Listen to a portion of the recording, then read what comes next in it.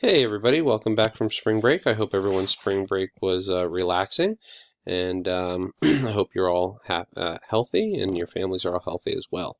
Before we start, I just want to talk about tonight's homework. It is going to be IXL 7.w.2 and 7.w.3. We need an 85% SMART score on that, and they're linked in Google Classroom right where this video was, okay? So make sure that you click on those links and complete the IXLs. Classwork is going to be graded out of 10 points every day.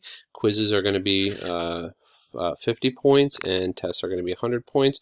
So that classwork is important for you to do, so that way you get good grades, okay? Alright, before we start, I just want to do a quick review of shapes, naming shapes, okay? So with number 1, we notice that this shape has 1, 2, 3, 4 sides, and because it has 4 sides, we're going to call this a quadrilateral or a quadrangle. Quad means 4. Lateral means side, angle means angles, so this has both 4 sides and 4 angles. They are both acceptable terms for that shape. Number 2, we have 1, 2, 3, 4, 5, 6, 7 sides. A 7-sided figure is called a heptagon. Number 3, this is 1, 2, 3, 4 sides, so this is a quadrilateral or a quadrangle. But these marks right here indicate that these two sides are the same length, and these marks, since they have 1, indicate that these two sides are the same length. Because of that, the opposite sides are parallel, so this is more specifically a parallelogram. Okay. Number 4, we have a 5-sided figure, 1, 2, 3, 4, 5. Therefore, we have a pentagon. Number 5, 1, 2, 3, 4, 5, 6, 7, 8, 9. 9 sides is a nonagon. Now number 6, we have ourselves a quadrangle. We have a quadrilateral. We have a parallelogram. But more specifically, because of these 90-degree angles that we have here, we're going to go over this symbol. Okay, this is a rectangle. Those 90-degree angles make that a rectangle. Number 7, we've got a stop sign, which has 8 sides, making it an octagon. Number 8, these arrows here indicate that everything with one arrow, which these top and bottom have, are parallel, but now these sides are not parallel, so we can't call it a parallelogram. If it has exactly one pair of parallel sides, it is called a trapezoid. And then finally, number 9, yes, it's a quadrangle, yes, it's a quadrilateral, yes, it's a parallelogram, yes, it's a rectangle, but more specifically, since all of the sides have 2 of these tally marks, that means all 4 sides are the same length, and all sides are 90 degrees, making this a square. Okay, so you wouldn't be wrong if you said it's a quadrilateral, you wouldn't be wrong if you said it's a parallelogram, you wouldn't be wrong if you said it's a rectangle, but you're not being as specific as possible. This is a square. Okay, now, on to our basic geometric terms that we're going to learn about today. First, we have a point. A point is an exact location in space. A point has no size or width, okay? It is just a point. Just because it's that dot instead of a dot like that or a dot like that doesn't make these points any bigger or smaller. They're just naming a place in space somewhere, okay? Then finally, next we have a line. A line is a collection of points along a straight path that extends forever. Now, just because C and B are points in space, these arrows show that this line goes on forever and ever and ever, and therefore we write this as line CB. You notice the symbol above it, or we can also write this as line BC. The direction does not matter in this case. This line goes forever and ever through BC, or it goes forever and ever through CB. Doesn't matter. Next, we have a line segment. A line segment is a part of a line having two endpoints. Now those two endpoints are labeled, so it goes from A to B. It does not extend. You notice that there's no arrows. We can write this as line segment AB. You notice how there's no arrows. Or we can also write this as line segment BA. Again, the order doesn't matter. We're going from B to A or A to B. It's the same thing. Next we have array. Array is a part of a line having only one endpoint. Okay, so think about the sun's rays. It starts from the sun and then it goes on, that light goes on forever and ever and ever until it's stopped by something, right? So we start at C and we go through D, but we're never really ending. This is going on forever and ever and ever. Now where the other two, it didn't matter what order you wrote it in. For rays, the order matters, okay? The end point is always the first letter, and we notice, I'm going to blow this up for you over here, this is ray CD, and we write it with just one arrow because it only goes forever and ever in one direction. Next, we have an angle. An angle consists of two rays that have a common endpoint, and that common endpoint is called the vertex. So here we have ray BC, and we also have ray BA, and you notice how they both share that same endpoint.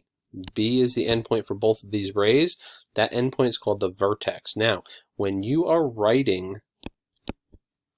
an angle, you can write this as angle ABC, or you can write this as angle CBA, but what you do have to notice is that the vertex is always in the middle, because you're telling someone that the angle is made from going from point A to point B to point C, or from point C to point B to point A, but you cannot call this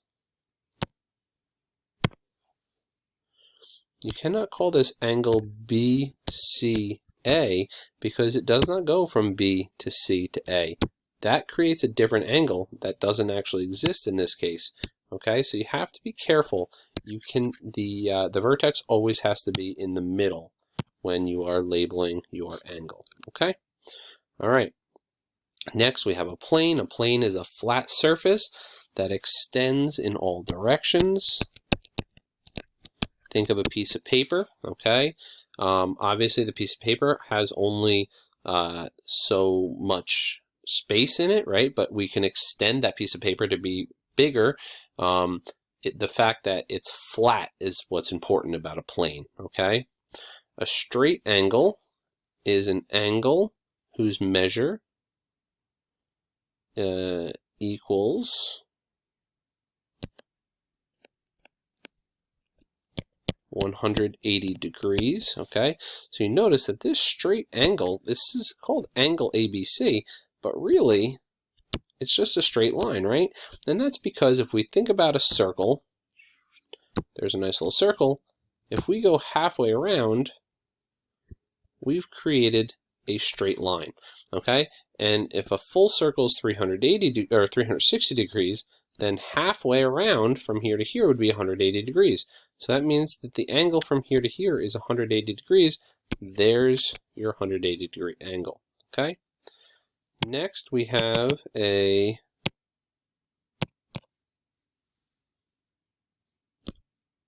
right angle, and a right angle is an angle whose measure equals 90 degrees. Okay, so here we have from here to here to here, and then this angle is 90 degrees. This symbol right here is a symbol for a 90 degree angle, okay? So think about your doorways, your windows, we try to be 90 degrees. It makes things simple, okay? An acute angle is an angle whose measure is less than 90 degrees. So often students think about how puppies and kittens are cute, right? So they say they're cute and they're small. Acute angles are small. They're smaller than 90 degrees. So if this were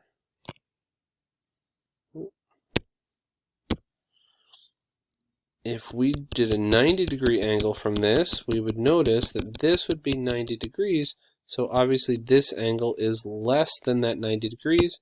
That makes it acute. Okay? And obtuse means that it's more than 90 degrees. So if this were a 90-degree angle, you can see that this angle opens up more. Therefore, it is greater than 90, but less than 180. Now, why does it have to be less than 180? Because once it's 180, it's now a straight angle, okay?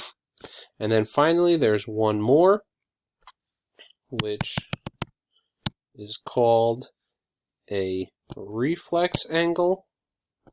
And a reflex angle is greater than a straight angle. So how could something be greater than 180 degrees? Well, I told you that we have a full circle. That's 360 degrees, right? So if this is 180, then something like this is more than 180, right? So this symbol becomes very important, our angle symbol, because we see here's our reflex angle, and what we're showing here is that we're measuring from here all the way to here. Now this dotted line doesn't have to be here, but what they're doing is they're showing you that from here to here, this would represent a 180-degree angle. So since we're opening up more, this would be 180, we're opening up more than 180, so that's what makes this a reflex. Now I told you that this symbol is important because it tells you what we're measuring. All right, if we had this exact same angle, but instead we were measuring just this side of the angle, then we'd be talking about an obtuse angle, but we're not measuring that. We are measuring from here to here, and that's why once we show that, we see that it's a reflex angle. Okay? All right. We are going to move on to doing classifying triangles next, so please go on to the next video, and we'll finish up today's lesson.